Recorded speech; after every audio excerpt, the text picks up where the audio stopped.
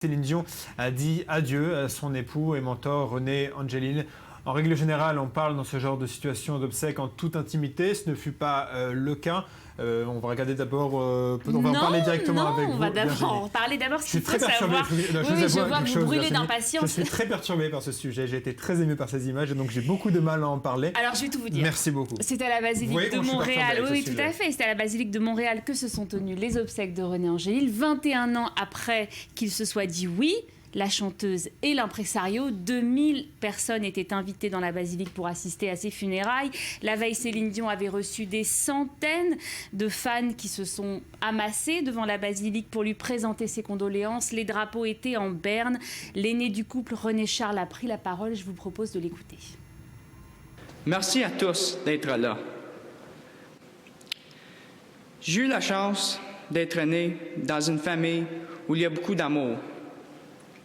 Avec maman et toi, papa.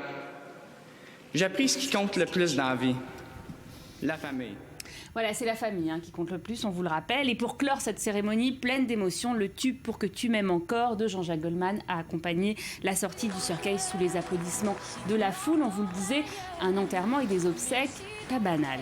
C'est pas un peu trop, c'est pas un peu kitsch, cette musique, ces applaudissements, ce voile sur le visage de Céline Dion qu'on voit à l'écran, on voit qui a pris un coup de vieux, parce qu'en même temps, excusez-moi, elle a perdu son mari et son frère en peu de temps, excusez-moi de défendre Céline Dion, mais tout de même, c'est pas un peu trop tout ça? Non, parce que René Angélil, c'était une personnalité au Canada, c'était son Pygmalion, son père artistique, son mari, non pas d'une chanteuse canadienne, mais de la chanteuse canadienne, qui est également une star internationale.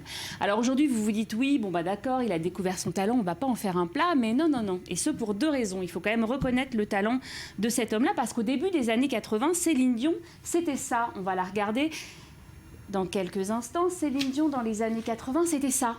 Donc pour savoir que Céline Dion, 25 ans plus tard, ce serait ça, à force de relooking, de brushing et d'autres, eh bien, il fallait avoir du pif, et pas qu'un peu. Et le deuxième argument, c'est qu'un impresario, c'est toujours un job ingrat. Vous découvrez un talent, vous le façonnez, vous l'installez sur l'autoroute du succès, et au premier arrêt à la pompe à essence, oui, je suis encore sur la métaphore de la route, eh bien, que fait le talent? Eh bien, elle se barre, en règle générale, avec plus jeune, plus beau, plus populaire, voire plus connu que vous. Aujourd'hui, qui se souvient du premier mari de la Calas, Giovanni Battista Medeghini? Eh bien, personne. Et qui se souvient du premier qui a passé la bague au doigt à la diva Maria Carey? C'était Tony Mottola, le PDG de Sony Music. Personne non plus.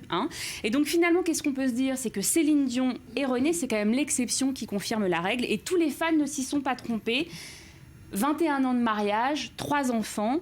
René Angélil et Céline Dion, c'était du solide. Et c'est sans doute pour ça, sans doute sans lui, elle n'aurait pas été la diva qui a vendu plus de 230 millions d'albums dans le monde.